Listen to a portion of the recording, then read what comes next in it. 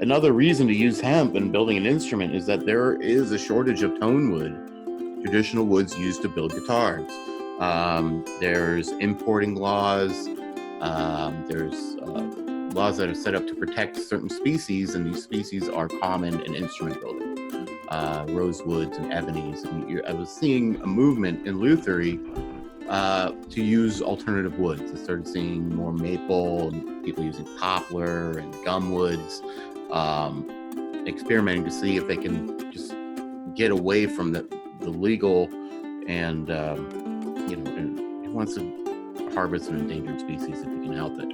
So, and people are reclaiming old barn boards and beams to build guitars with, upcycling, I guess you could say.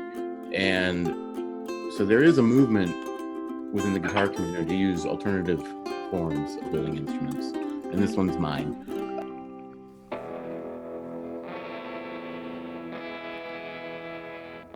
Hello, welcome back to the Lancaster Farming Industrial Hemp Podcast. My name is Eric Herlock. I am the digital editor at Lancaster Farming, quite possibly the best agricultural newspaper in the country, even the world.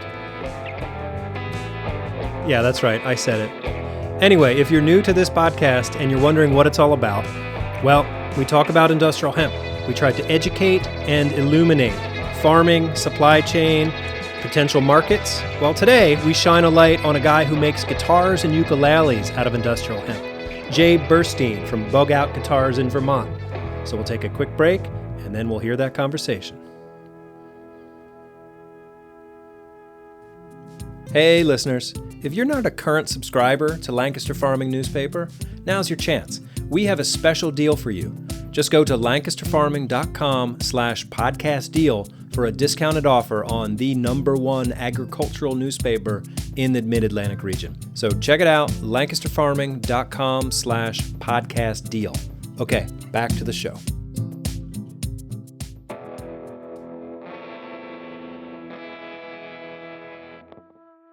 Well, hi Jay, welcome to the Lancaster Farming Industrial Hemp Podcast. Could you introduce yourself for us?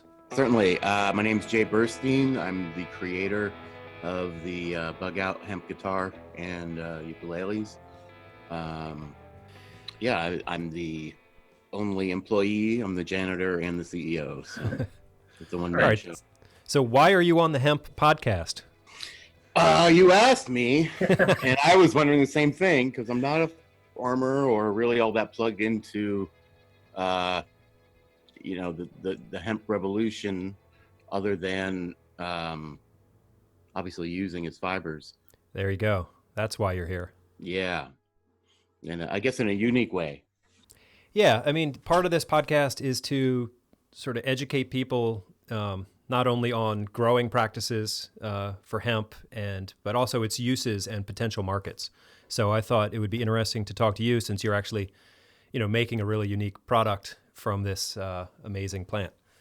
So can you first tell me how you got involved in building guitars and ukuleles? Well, it's a long story. Geez, how far back you want to go? I'm actually a drummer, which some folks are surprised to hear.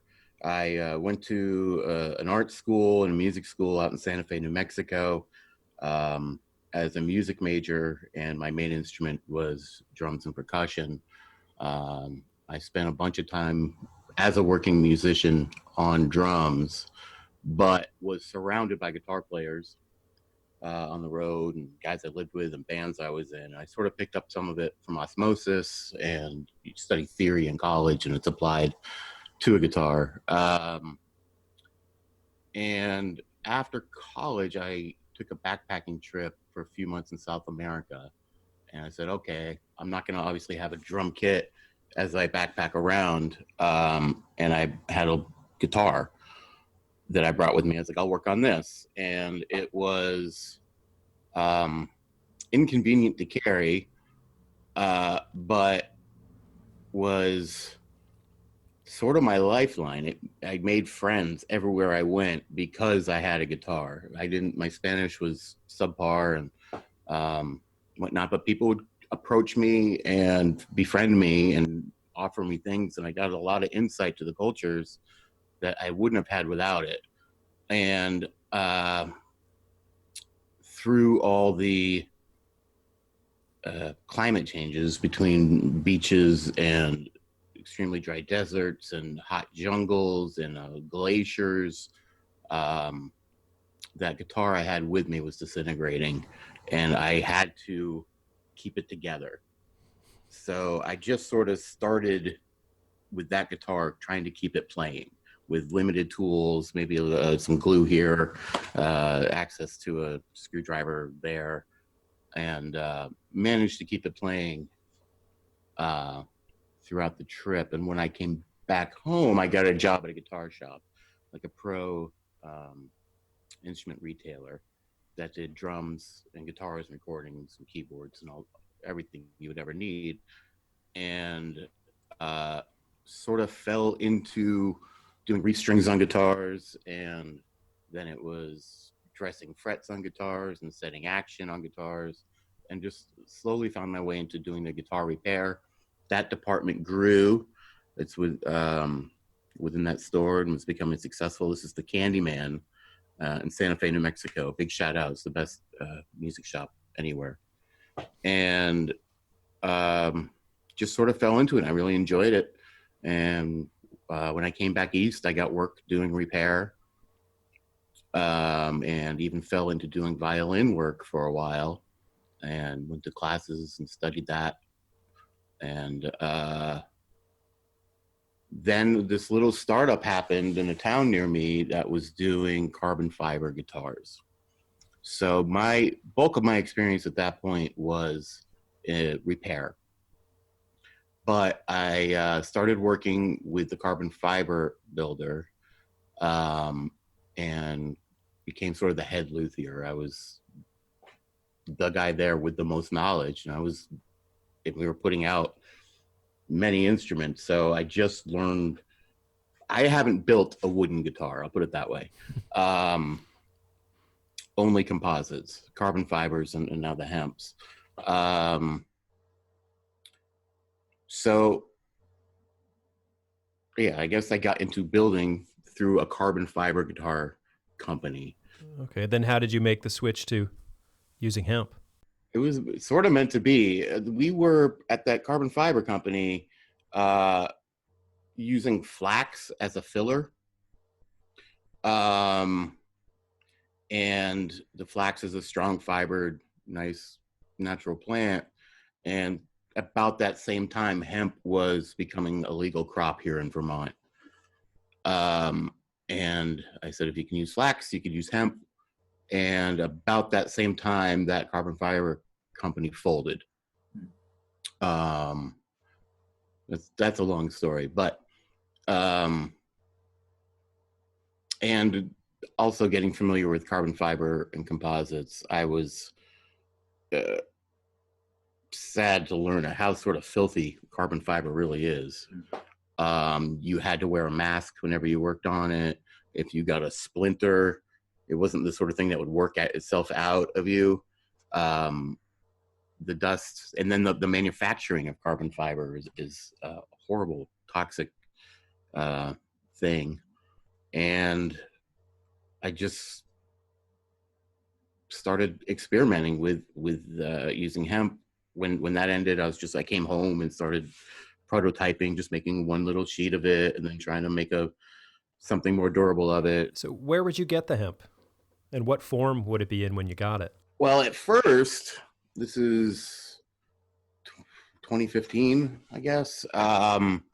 There are a couple retailers on the web for textiles. You can buy cloth or linens and canvases. And I bought samples of all of those. But it was all coming from China. Right. And Romania was another place that they would source it. And none of it was grown in the US yet. It didn't take long. Those same distributors on the web started getting stuff from Colorado and California, and then Canada. Things grown in Canada would pop up, but those weren't processed into a linen or a canvas, anything that you could sew together and make a shirt out of. And so currently I can get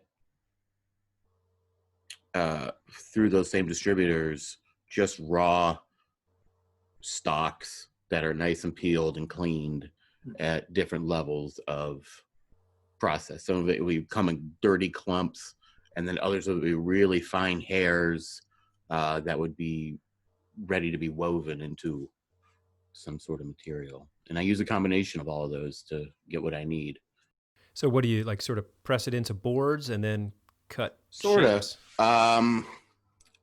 For instance, the top, the soundboard of the instrument is just laid out flat. And in a certain way, I have, I try and emulate wood grain. And I lay it out, and then I infuse through a vacuum process a bioresin, a environmentally friendly plant-based epoxy. Okay. And that sticks Right. it all together like a fiberglass? It's almost? a lot like fiberglassing or what I was doing with carbon fiber. And then when it comes to, say, the neck, it's more of I have a big chunk that I hog off material like you would with wood, filing and rasping and sanding and shaping by hand.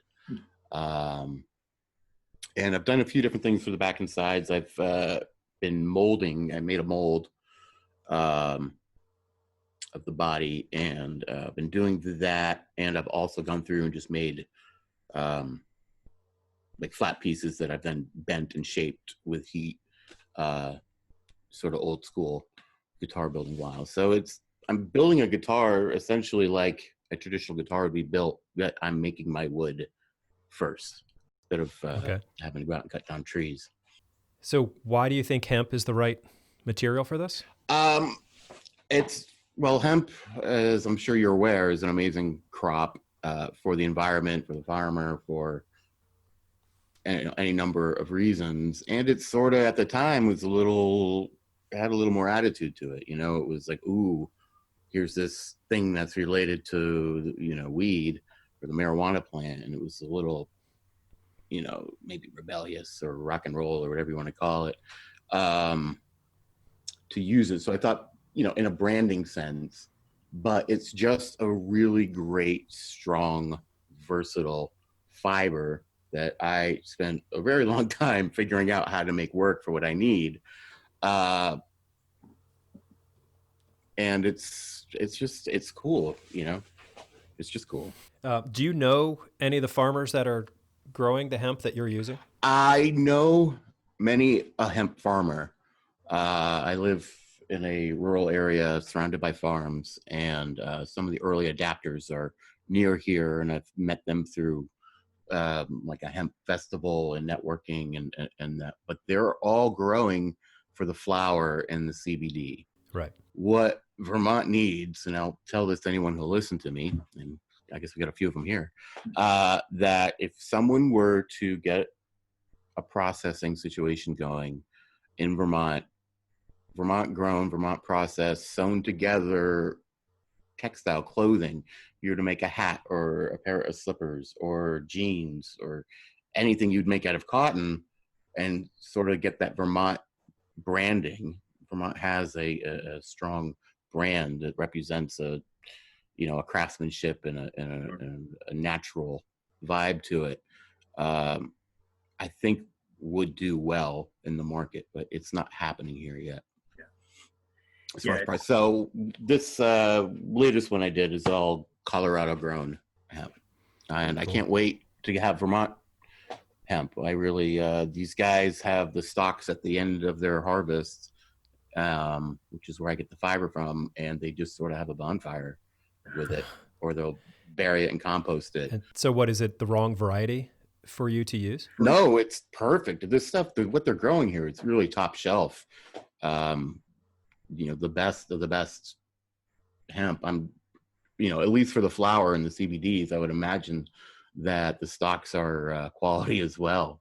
But there's not a market for that here just yet.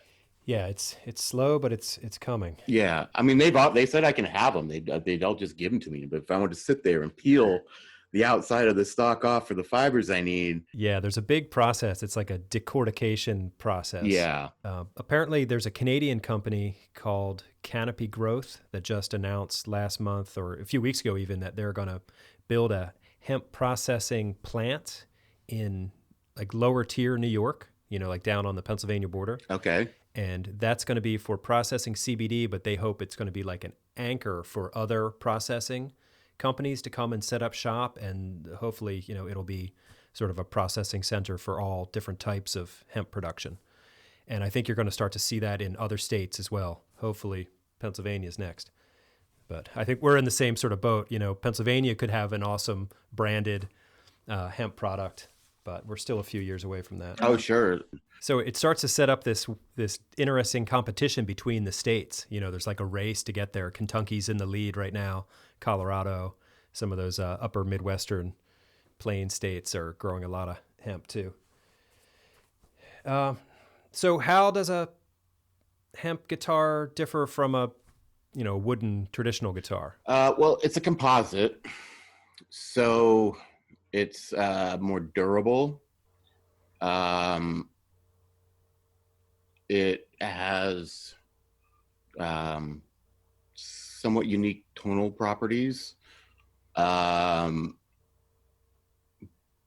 biggest thing is the fact that it's a composite in the sense that, carbon fiber or fiberglass can be used outside and in the weather and, sort of get beat on and still function just fine.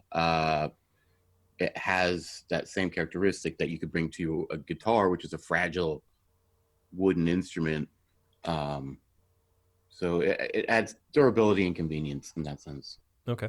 Playability wise, sort of exactly the same. Like I'm a guitar player, so if I were to be blindfolded and you handed me a hemp guitar, would I be able to tell the difference? You'd feel a difference. The weights are different.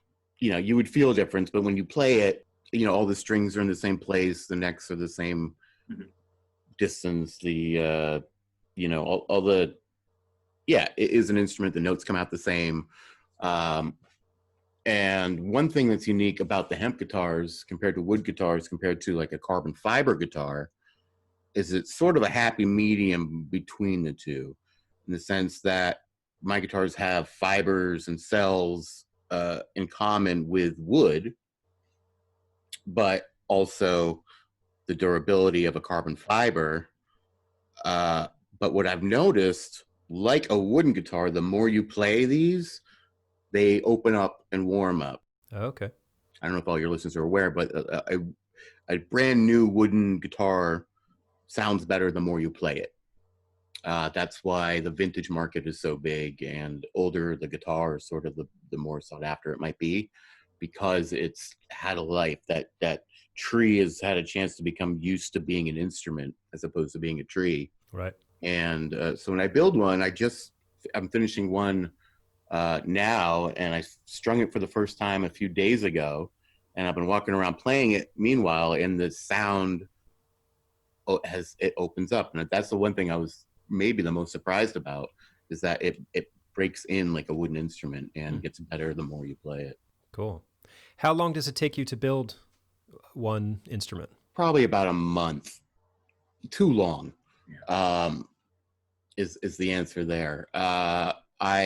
Because I have to make all the parts and then shape all the parts, that definitely adds a lot of time and effort into the build. So my thoughts now are looking to how can I make it faster, more of a manufactured, I hate to say cookie cutter thing, where say a fingerboard would come out and all I have to do is sort of fit and trim, as opposed to like completely make it. So I'm going to get more molds and better molds, and so the fingerboard won't be something I'm hand hewing, and the neck won't be something, and the neck and the body may even be a unibody. Come out in one piece, and that will speed up the process considerably. So do you make one at a time, or do you have a few in various stages of production? I mostly one at a time. I do at some point, once I'm done the molding process and am shaping the the rest into a guitar. And if I have a time where something has to set for a while, or needs to rest, or I just need a change in the amount of dust I'm surrounding myself in, I'll then go and make another composite part. Okay. Do you make these to order, or what's sort of like the business model? That's what it's been thus far. It's been as you would order a custom built guitar, you would contact me, half down deposit, half when it's done, situation. This one I've just finished I intentionally didn't pre-sell to see, well, for a variety of reasons. I want to get some, photos and videos and sound samples done with it and get some material and content made with it. But I also want to see what happens if I just put it up on my website, and if someone just were to click through, because a lot of people may not be used to that whole process of ordering a custom built instrument. It's a instant gratification society here, and so I'm curious to see. At some point, I'll just put it on my website and see if someone just jumps on it. Okay, and what is your website? It's BugOutGuitars.com. BugOutGuitars.com. Okay. At this point, I'm just one guy who knows sort of how to build guitars. I'm not a great web designer or social media guy, so it's a homemade situation. Right. It's sort of like the instrument. It is what it is, and it's built by a guy. Yeah. What kind of response do you get from the players of these instruments? Pleasant surprise might be I get some folks that are skeptical at first, and then they check out the website or get their hands on one, and they're pretty blown away with the results. And what are they buying them mostly for? The durability aspect, like they want to go traveling, and yeah, that's sort of the idea here. I didn't set out to build a concert or studio instrument. I set out to have something you would take with you on an adventure. It's the sort of thing I really could have used on that trip I was talking about in South America. Right. Something that'll hold together no matter what. You can submerge it in water. You can throw it in a snowbank. You can take it and leave it in the car on a hot day. It's convenient in that sense. It's a travel adventure instrument. It fits in the overhead compartment. We'll have to get into actually what the instrument is. It's not a typical full-size guitar. But it's sort of, that's the thing I've always wanted. Whenever I go anywhere on a vacation, I bring a guitar with me, and I've never quite had the perfect instrument for that. So I set out to build the guitar I would want with the skills that I have between composites and guitar work. So it's like a half-size guitar. It's essentially a ukulele-sized guitar, a tenor ukulele. It's built on the premise. And once I learned this, and I think a lot of guitar players and ukulele players would be interested to know, that a ukulele and a guitar are very similar to play. And you say, how can that be? A ukulele has 4 strings and is tuned differently. But if you take a capo on your guitar and put it on the 5th fret, right, so you're up from the open E to an open A, it's 4 notes higher. And then you remove those bottom 2 bass strings, it is tuned just like a ukulele at that point. So if you know how to play guitar and you don't know how to play ukulele, if you think of it in those terms, that I just play those triad chords as though I were capoed on the 5th, right, I'm playing a ukulele, and vice versa for a ukulele player to say, I just need to add these other 2 strings, and that opens up their options. They can then walk bass notes and have a bit more attitude to it. And it's steel string as opposed to a gut nylon string in a ukulele. Oh, okay. So it has a bit more attitude. It's better for like a bluegrass or blues and rock and roll than a fingerstyle nylon guitar or ukulele. So it's a hybrid in the sense that it's both the ukulele and the guitar. Yeah, I started playing the guitar in 1988, but I got a ukulele in 2006, and it sort of revolutionized my playing and where I would play. And yeah, same as you, I just always take the ukulele with me wherever I go. So it's nice. Yeah, it's convenient. If it's a uke, as a guy who used to schlep around a drum set everywhere, to then having a ukulele or a guitar even felt convenient at that point, and then a ukulele and then a smaller size guitar. I guess the next step is I got to learn harmonica or something. It's making it more convenient to take with you. Right. But back to the durability thing, I've had someone take one of my instruments. They summited Mount Denali in Alaska with one, and they buried it in like a snow cache at like base camp while they summited. So it spent like a week just thrown and buried in a pile of snow. And he came out and he said it wasn't really all that far out of tune even. Friends of mine took one down the Grand Canyon on like a 2-week rafting trip, the entire length of the Grand Canyon, whitewater rafting, which is really intense water. And they flipped the boat and lost all their stuff, strewned about, and got it back together. And they pulled out the uke they had, and they just sort of dumped out the water and was able to play it. That's great. There's a video on your website where there's a woman sort of watering a dog with the ukulele. That's funny. Yeah, we were, she's an old college friend of mine, and we met up in Moab and just went on a walk one day with the instruments. And we used to make music in college, and she's a ton of fun. And she brought her dog Olive, and she's like, "Oh, I don't have his dish." And I was like, "Well, what about?" And we just sort of dipped it in the creek there and poured it out of the sound hole, and the dog just drank it right from there. It's a fun clip. It's a good day. So getting back to hemp, how do you see hemp fitting into sort of the future of not just instruments, but maybe manufacturing in general? Oh boy, anywhere you can use it, you should, as far as I know. I'm aware that the cotton industry is not the best environmentally. I heard a stat that it's the number 2 polluter next to oil in terms of what pesticides and machinery and processing they're using to make clothing. I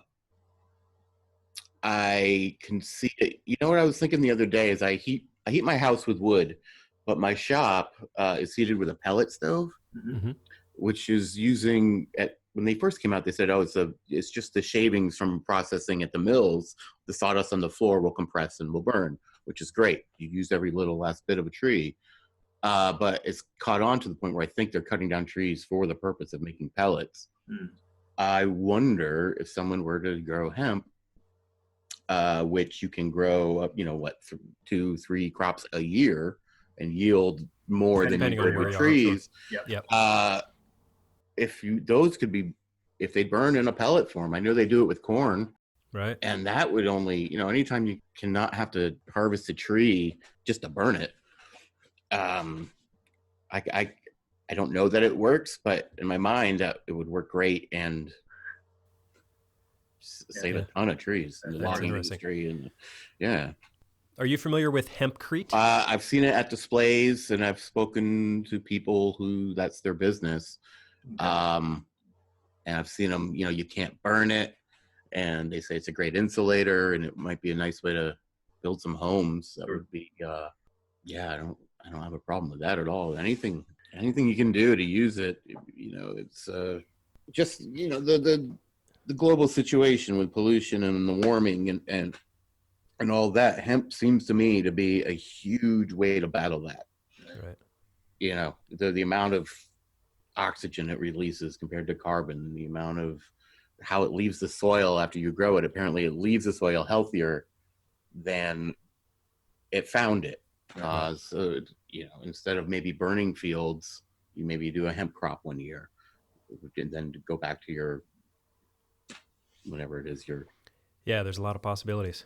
And then it's the cannabinoids and the CBD stuff. I was skeptical that it could do everything they're claiming it does as far as health benefits. And personally, we had a dog who started having seizures, and we were advised to try the CBD, and it worked amazing. Much better than the the vet had put him on these pills that just sort of changed him. Right. You know, a bit of he was half the dog he used to be. He was doped up, I guess. Right. And regular CBDs definitely lengthened the amount of time in between seizures, and still had our happy dog and his normal personality around. I've spoken with an epileptic who was having, you know, obviously had seizures, and then he had a service dog, and that dog started having seizures, and then they both got on the CBD, and then neither one of them were having seizures. Yeah, there's a lot of great anecdotal evidence, and I know a ton more research sort of needs to be done or is in the process of being done now, so we'll see where it goes.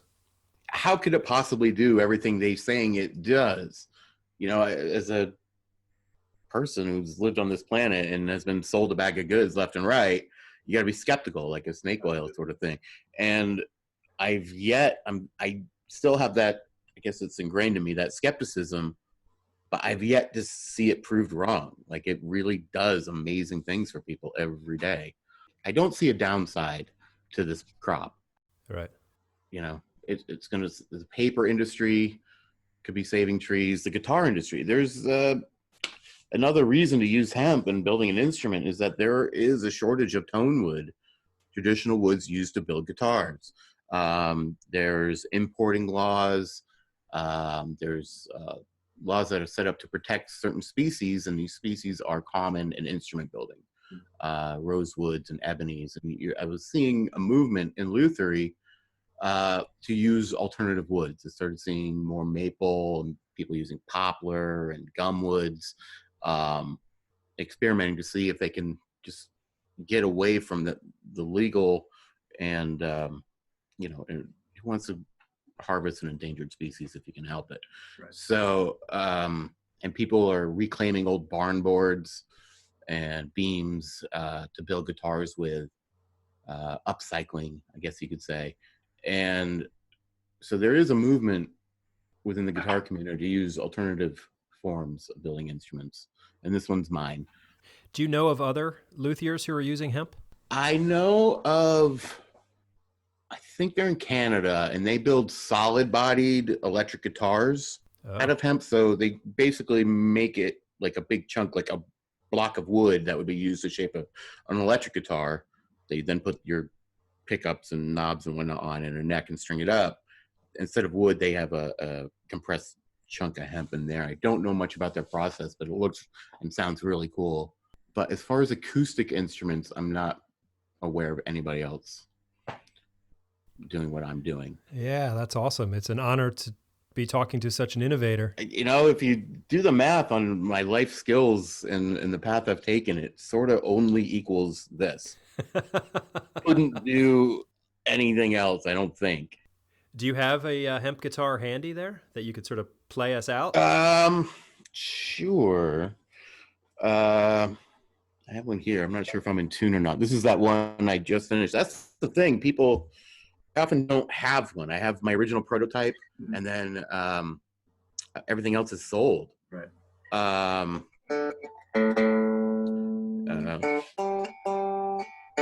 think I'm pretty close to being in tune here. All right. Well, Jay, it's great to talk to you. This is great. It's been a hoot. Yeah, thanks for getting a hold of me and spreading the word, and I hope someone got something out of this in the agricultural community there. But if I could say anything, it's just use hemp whenever you can, and it's a great way to battle a lot of the big woes in the world here. Hemp's where it's at. Cool. And so is music. Yeah, music brings people together, and I've totally experienced that everywhere I go. You can have as many differing opinions about, I don't know, say politics or anything, but you get a few people around and maybe you tip a few, and you sit around a campfire or the kitchen table, and we're all on the same page. And that's a big part of what it's all about. Amen to that.